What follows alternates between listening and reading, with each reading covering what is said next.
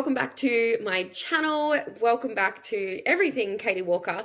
Today, I want to talk about something that we're talking about comparison because I want to talk into the concept of would you trade places with you a year ago? And the reason I think this is such an important conversation and an important awareness piece for anybody on their growth journey, anybody wanting to achieve great things in their life, is because on that journey of like growth and evolution and striving towards a big vision, it's so easy to fall into that comparison trap, to think that you're not pushing hard enough or that you haven't achieved enough or that it's not working, right? Like I've completely been there and I totally get it.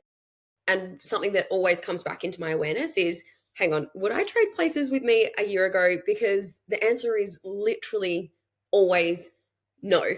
Even though it gets so easy to like look to your left or your right, and like in the age of digital media, you see everyone's highlight reel on Instagram, right? And so you see people like buying a new car, and I'm fully aware that I just bought a new car and I've been sharing it. And so I'm like, have you seen me share my new car? And have you thought, fuck, why can't I have a new car? Or why aren't I at the position where I can buy a new car? And like, it really, like, none of that shit actually matters. Like, what matters is like how focused can you be on your own growth and evolution, and absolutely gain inspiration and absolutely like gain tips and tricks from people around you. However, get your freaking blinkers on, because it's you against you. So I want to talk into specifically some journal prompts and some reflection pieces for you to really drop into this. Hang on, would I actually trade places with me a year ago? Because you may think, without giving too much thought, that nothing's changed. I haven't actually grown. I'm still in the same position. I'm still struggling, or for whatever reason, I'm still stuck. It's still hard. And I really want you to drop in and actually reflect. And so let's get into it. The first question that I'd really love you to ponder is, what challenges a year ago? And if you're like me and you literally live by your calendar, like pull your calendar up or go back into your archive on your Instagram or your social media and see what you were doing a year ago around this time. Like, what challenges did you have around that period of your life? And are they completely irrelevant right now? Have you completely integrated whatever you needed to in that season to be able to move to that next position? Because quite often I think you'll find that you have. It's like, were you figuring out social media? I know some of the clients that come into my world, yes, I work with people that are very well advanced, and sometimes I work with people that have achieved success and are beginners again, right? And particularly in the world of social media. And a year ago, some of my clients were like figuring out how to utilize social media or attempting to figure out their niche. And now, like a year later, they've got communities of like 150,000 followers on Instagram, which is freaking wild. So it's like, what were the challenges that you had a year ago? And where are you at with those particular challenges now? Maybe you were struggling to find your voice. Maybe you were struggling to find your confidence. Maybe you were like new to a gym, whatever it might be. Like, what were the challenges that you had a year ago? And where are you at with those particular challenges now? So that's the first thing that I want you to ponder on. The next thing I want you to think about is, in what ways has your identity shifted?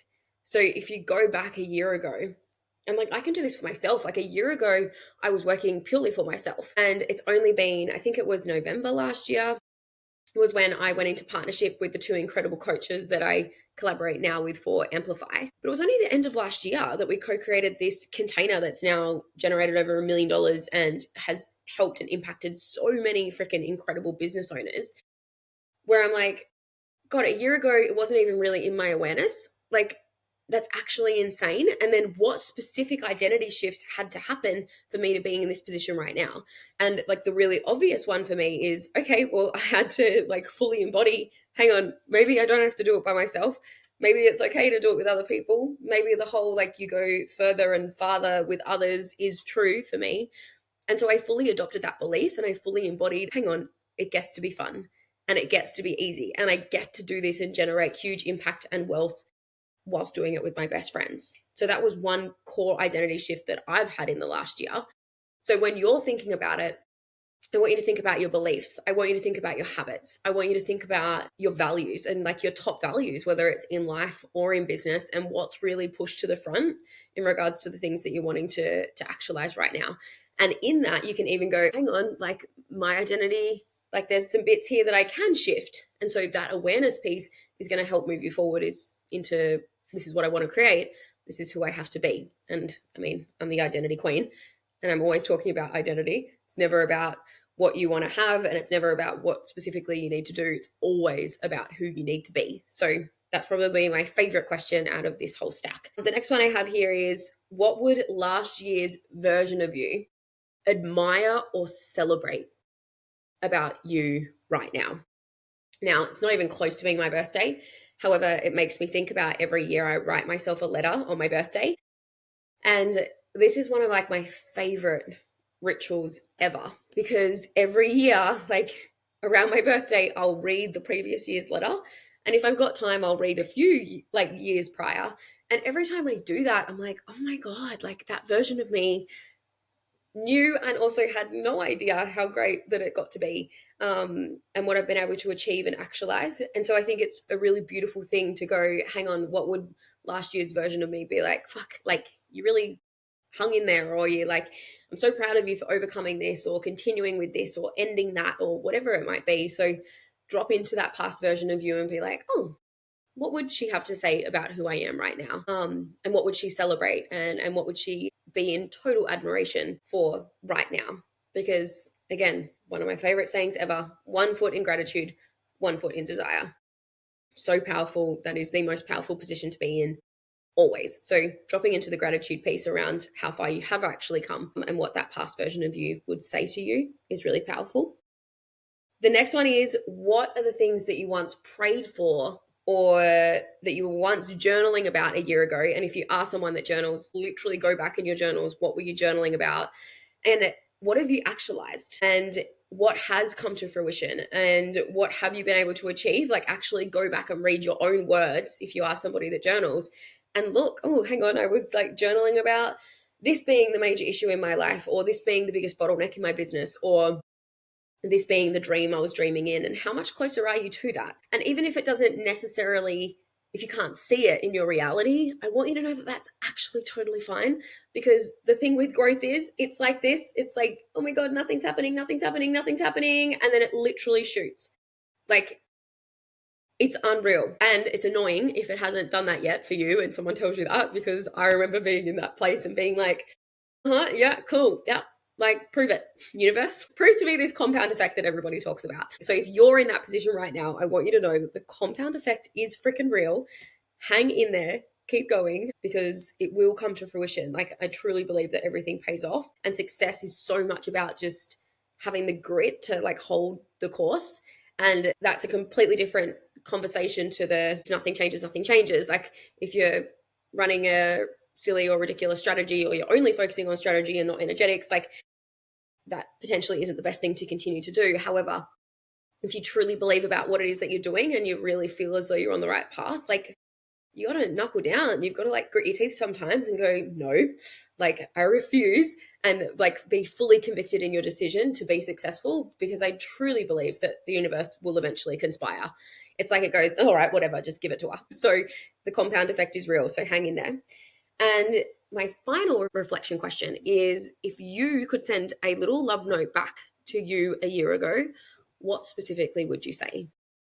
And I really, truly love this one. I really feel like compassion on a growth journey is so important, because it's so easy to get caught up in the I'm not doing enough, or it's not working, or I'm not good enough, or I'll never be successful. All of these limiting beliefs that, for whatever reason, our mind is so programmed to so easily grab and hold on to. And I feel as though when we do step into that reflective mode and we look back at our like previous self, whether it's a year ago, 5, 10 years ago, to be able to just like send some love down the energy line, I do get a bit woo woo with things like that.